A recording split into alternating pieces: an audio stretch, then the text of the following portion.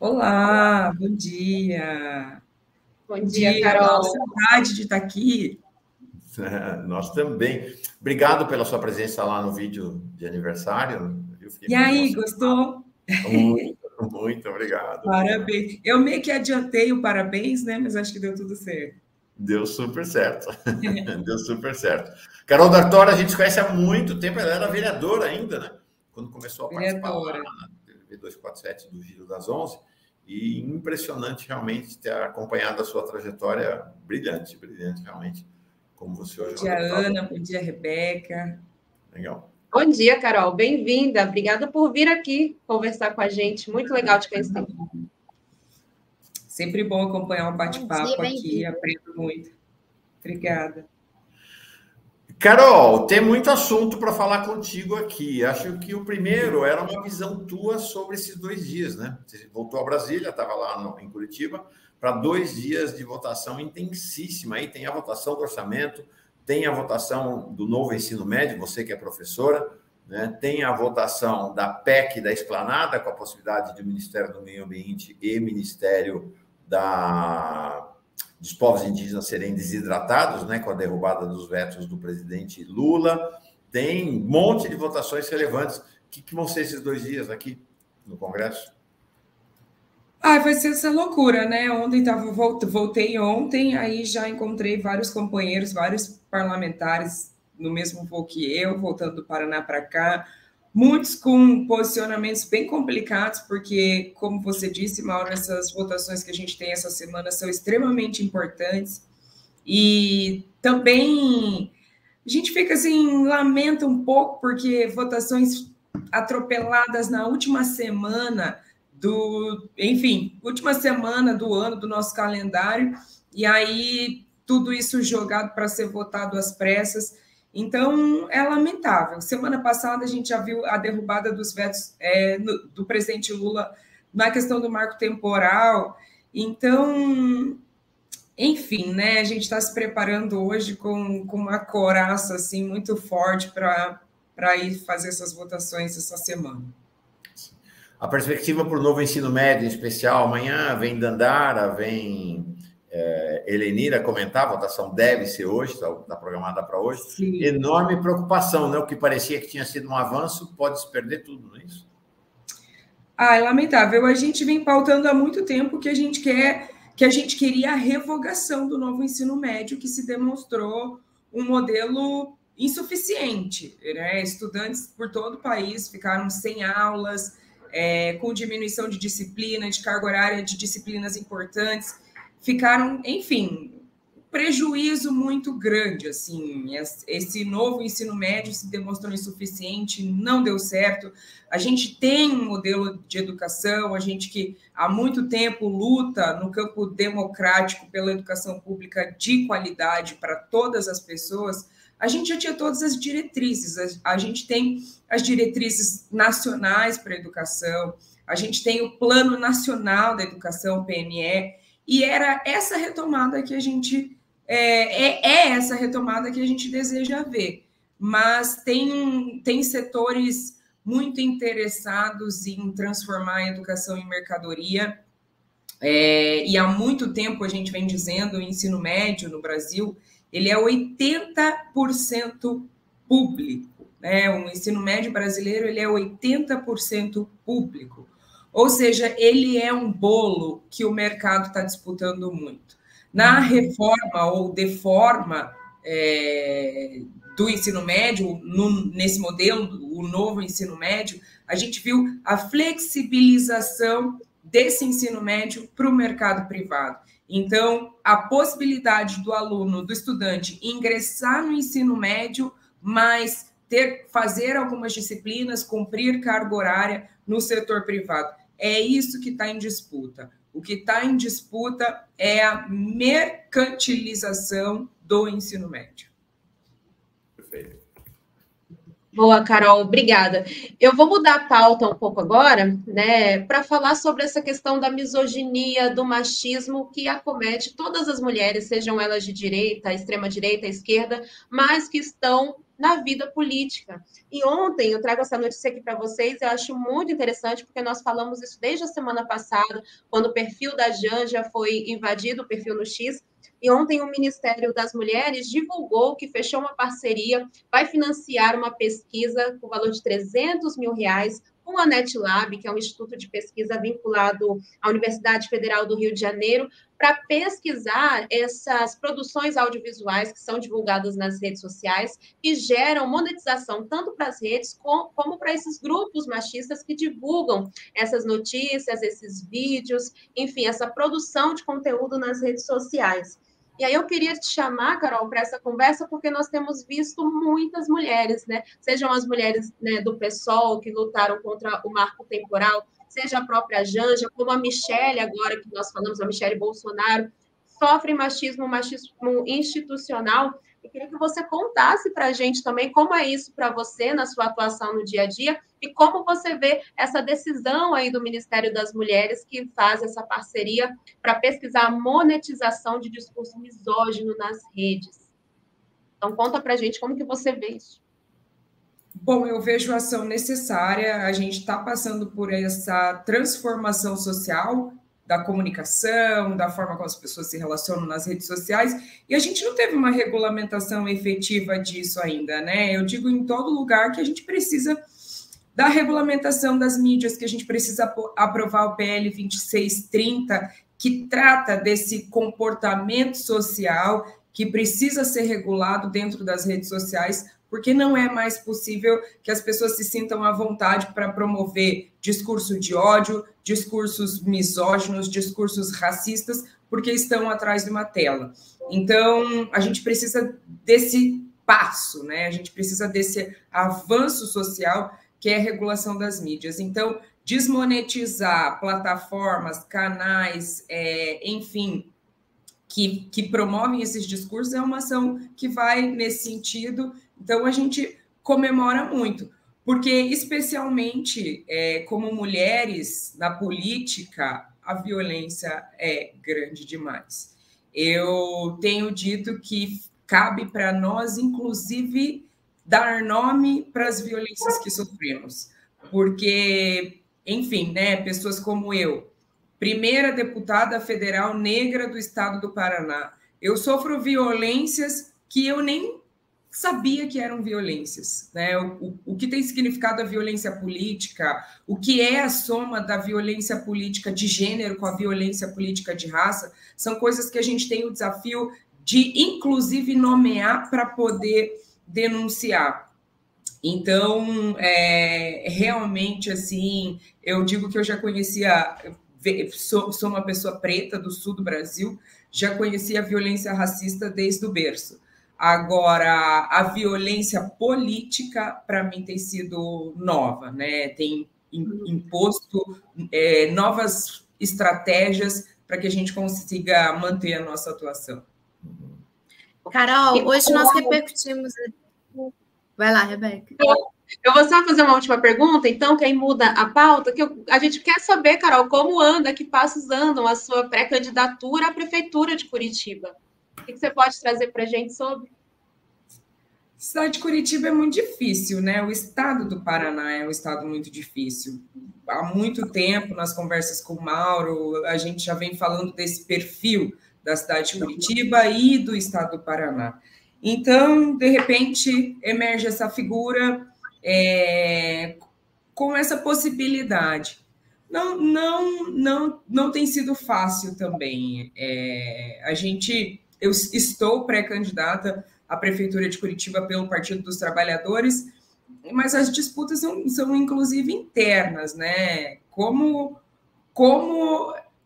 Na verdade, a maior dificuldade que a gente vê parte da violência política mesmo, da violência política de gênero, porque quem é essa pessoa que, de repente, é uma possibilidade para disputar uma das capitais mais conservadoras do Brasil. E não é qualquer capital, né?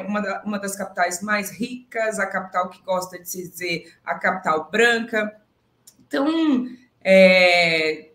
enfim, tem sido disputa para todo lado. Eu tenho muito desejo de fazer essa disputa em Curitiba, e não é um desejo solitário, não é um desejo vaidoso. É porque a gente sabe o que vai ser Curitiba em 2024, então seria muito importante que a gente pudesse fazer a disputa de narrativa na cidade. A gente está com uma possibilidade, por exemplo, da companheira do ex-deputado cassado Dallagnol ser candidata a prefeita de Curitiba. Então, é para fazer essas disputas, é para fazer essa disputa de narrativa que a gente tem desejo de representar todo o setor progressista da cidade, que está muito angustiado, porque também, dentro dos arranjos políticos, existem falas de que talvez o PT se alie com o centro ou direita e não tenha um candidato próprio em 2024. Isso seria uma derrota muito pesada, porque hoje o PT está muito forte em Curitiba, hoje a gente tem alguns deputados estaduais importantes com base em Curitiba, Renato Freitas é de Curitiba, deputado estadual na LEP, eu, deputada federal, com base em Curitiba, Gleisi com base em Curitiba, então o PT está forte em Curitiba, seria um prejuízo muito grande a gente não fazer a disputa em 2024 por causa de cálculos e arranjos que eu também tenho o desafio de denunciar, porque são cálculos e arranjos dentro de uma estrutura, né, racista, dentro de uma estrutura que reproduz a lógica de racismo institucional. Então, dentro desses cálculos e arranjos políticos, nós, pretas e pretos, geralmente não somos computados. Então, essa é a maior dificuldade, né? Carol, ainda sobre esse tema, nós repercutimos hoje aqui no Fórum Café uma pesquisa que saiu do Datafolha, que mostra que 90, uma certa estabilidade aí sobre o que pode ser considerados polos, né? Polo petista, o polo bolsonarista. Então, um ano depois da eleição, 90% das pessoas que votaram em Lula e praticamente também 90% das pessoas que votaram em Bolsonaro mantêm a sua posição. Então, está repercutindo muito aí ao longo do dia, acho que ainda vai repercutir ao longo da semana. Aí, 90% dizem não se arrepender do voto em Lula ou Bolsonaro no segundo turno. Entre aqueles que mudaram de ideia, 9% haviam votado em Lula, 7% em Bolsonaro. Você está num estado em que a força dessa da oposição ao PT, a perseguição ao Lula, está muito consolidada, digamos assim. Como que você sente isso aí no Paraná? Semana passada, o Bolsonaro estava na Assembleia Legislativa do Paraná para ser homenageado pelo governador do estado do Paraná, Ratinho Júnior. E eu digo que é tão maravilhoso que hoje a gente pode ter as redes sociais para ter a imagem das coisas, para ver vídeo, para perceber a expressão das pessoas enquanto elas falam. E foi, assim, extremamente assustador, porque a gente faz, enfim, os debates políticos, faz as denúncias que tem que fazer. Lá no estado do Paraná, por exemplo, né, o presidente Lula já derrubou a militarização das escolas, o governador do Paraná anunciou mais 127 escolas militarizadas. Houve consulta para algumas escolas, em várias consultas, os pais e estudantes optaram, né, a comunidade escolar optou pelo modelo militarizado. Mas voltando ao vídeo, assim, a gente denuncia que a gente está num estado bastante conservador, com um governador bolsonarista, sim. E aí muitas pessoas falam, não, ele não é bolsonarista, como que a gente pode rotular alguém de bolsonarista? Foi importante a gente ver esse vídeo, né, da visita do Bolsonaro na Assembleia Legislativa do Paraná, para ver nas expressões desse governador o quanto ele é, sim, bolsonarista. O olho dele brilhava ao ver o Bolsonaro, ele chamando o Bolsonaro de presidente, chamando aplausos para o Bolsonaro. Mas Isso também relacionando com essa notícia de que o nosso país continua muito polarizado, né? As pessoas que, enfim, né, que se identificam com esse modelo de sociedade proposto pelo bolsonarismo e as pessoas que se identificam com o governo que o Partido dos Trabalhadores vem fazendo, o jogo continua mais ou menos equiparado. E a disputa é cultural, infelizmente.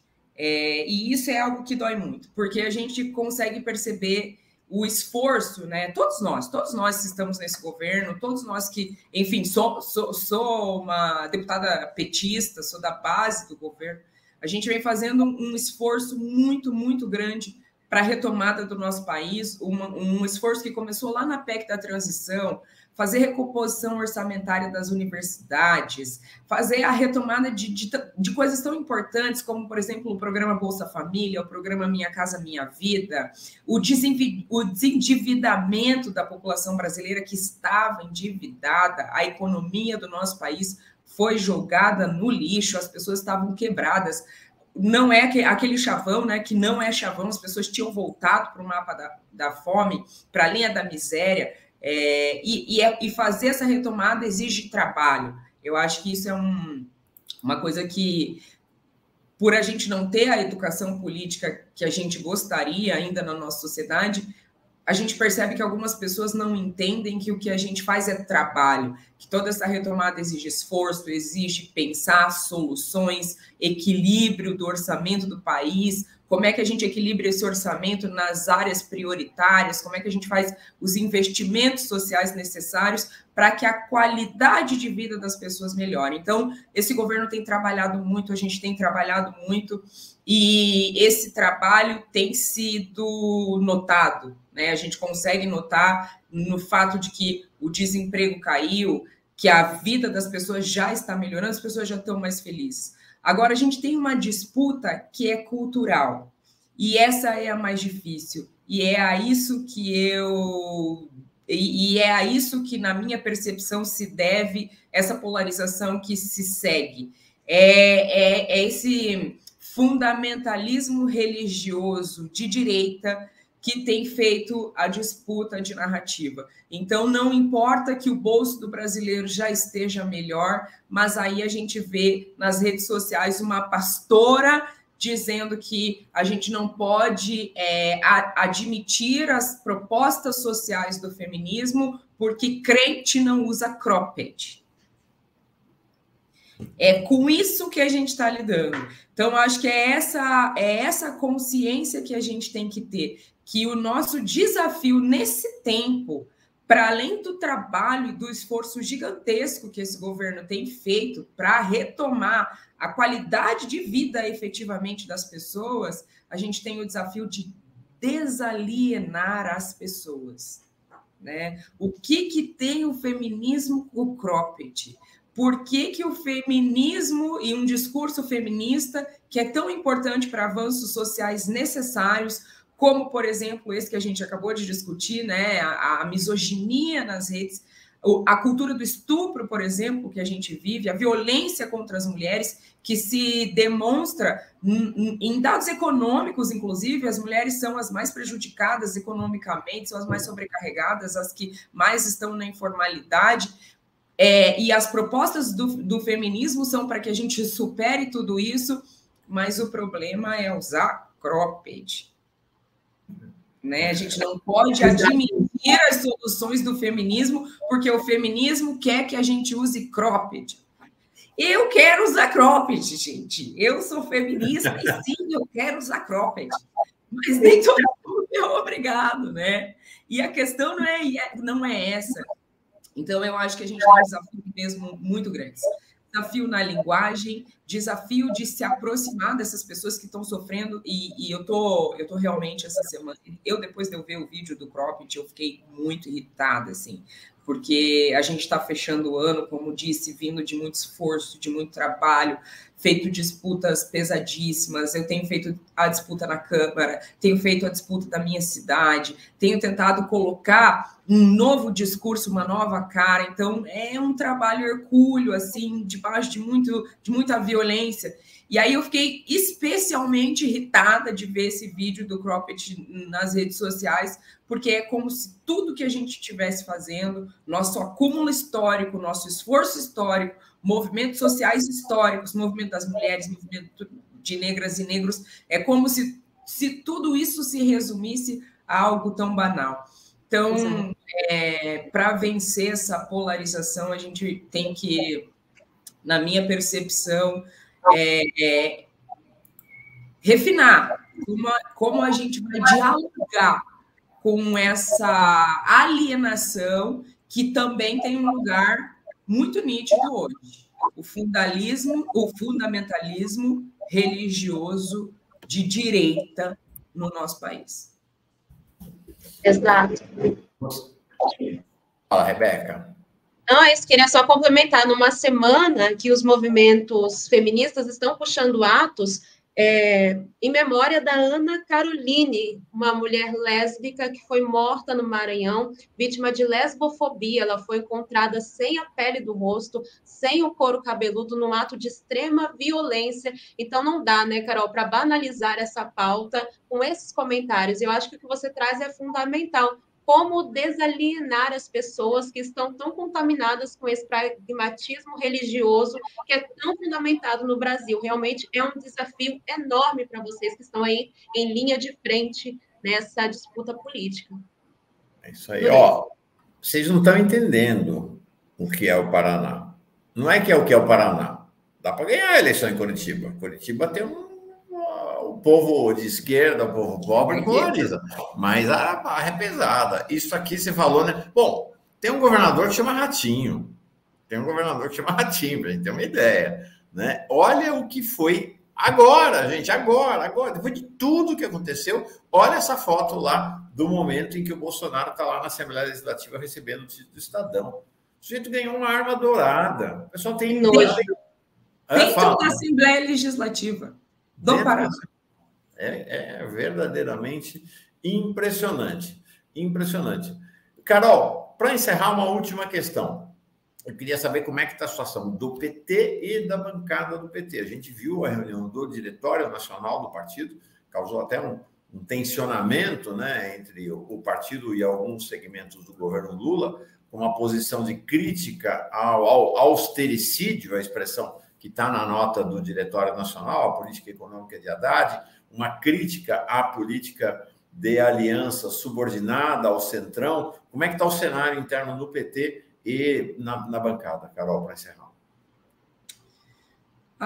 O cenário interno está bem tenso, né? Existem diferentes visões de como a gente tem que tocar esse processo, que está muito difícil, porque é esse congresso onde o Centrão tem um peso muito grande e esse país precisa ser governado. Então, precisa haver um equilíbrio, a gente precisa encontrar esse lugar do equilíbrio para, como disse, continuar trabalhando. Então, existem diferentes visões de como isso vai ser feito, né? Existe uma parcela que acredita que a questão é realmente econômica, então que os investimentos sociais eles têm que, enfim, ser potencializados para que a gente galgue cada vez mais a satisfação dos brasileiros, e existe um outro entendimento dentro do partido que a gente não pode se arriscar ou ser irresponsável. Então, é uma discussão se o país precisa mesmo de déficit zero ou não. E olha, Mauro, é uma conta difícil, assim. Nesse momento, eu prefiro estudar um pouco mais, ouvir um pouco mais, para entender realmente como a gente se posiciona nesse debate. Eu acredito também que a gente precisa, sim, potencializar muito os investimentos sociais, porque a gente tem que dar a solução para a vida dos brasileiros, a gente tem que cumprir as promessas desse governo que foram feitas em campanha, mas também a gente não pode perder tudo dentro de um Congresso onde nós não somos maioria, né? Isso é uma coisa que a gente pode ver, por exemplo, na derrubada dos vetos presidenciais. Isso é algo que preocupa. Como é que a gente vai dialogar ali dentro? Como a gente vai encontrar esse equilíbrio para que esse país, para que esse governo se mantenha saudável? Então, eu acho que são diálogos que têm que ser feitos com calma, com conhecimento, sem... O que mais me frustra, não sei se é a palavra, o que mais me deixa chateada? Que no meio dessa discussão tem muito interesse pessoal, né? No meio dessas discussões tem quem vai ser o seu sucessor do Lula, sim ou não, quem que vai continuar na presidência do PT. No meio dessas soluções que a gente tem que dar para o país, também tem essas questões. Então, isso me deixa um pouquinho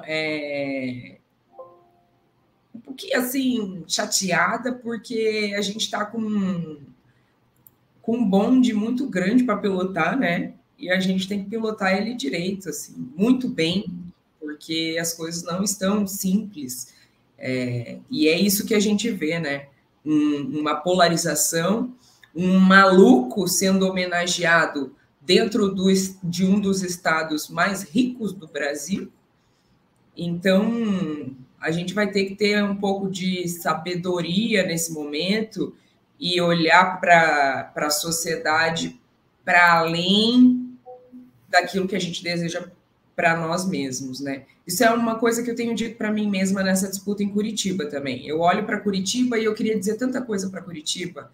Queria dizer para Curitiba, na disputa assim, política, dizer para Curitiba que Curitiba tem a possibilidade de ser uma cidade muito mais inteligente, que é uma cidade que compra prêmio de cidade inteligente, mas hoje é uma cidade que alaga de norte a sul, que o bairro mais chique de Curitiba, com o maior PIB da cidade, o bairro com o maior PIB da cidade, alaga, porque não tem um sistema de drenagem num riozinho que é desse tamaninho, que é o Rio Juvevê, não tem um sistema de drenagem, o bairro do Juvevê alaga, porém a cidade se prega uma cidade inteligente. Mas não passa só pelo que eu quero, né? Uhum. Então, como é que a gente age com sabedoria para estar cumprindo a nossa função, que é um fazer social, que é um serviço para a sociedade? Então, eu gostaria que tivesse mais disso no Diretório Nacional do PT. Agradecer demais a presença da sabedoria, sabe? Agradecer mais a tua presença, Carol, e aí trazendo a Lívia Guzmão. Fala, Rebeca. Deixa eu ler só 2 comentários aqui antes da Carol se despedir da gente. A Lívia Guzmão diz: é a primeira vez que ouço a Carol D'Artora e adorei a sua assertividade, coragem e empoderamento. E a Márcia Castro: quero agradecer o trabalho realizado pelo Café Fórum, Fórum Café, que traz parlamentares de todas as regiões, vendo esses jovens que lutam muito pelas causas justas, nos dá mais esperança para um país bem melhor. E um pouco mais acima, Carol, alguns comentários também te desejando muita força e boa sorte nessa sua empreitada, viu? E uma informação bem importante que muita gente perguntou aqui, tá aqui. Isso é cropped. Adorei. Eu adoraria. Isso que é cropped, gente, que as pastoras aí não querem, não. Diz que isso é feminista, não pode usar. E, aviso às navegantes. Está lá na Shein, baratinho, viu? Não, eu não tenho uma blusa. Essas ondas de calor. Oi? Fala, as ondas de calor que a gente está vivendo, mas não vai dar nem para usar o cropped, pô. Pois é. Legal, valeu. Obrigado, Carol. Até mais, gente. Tchau, Carol. Prazer, foi ótimo. Prazer, até mais.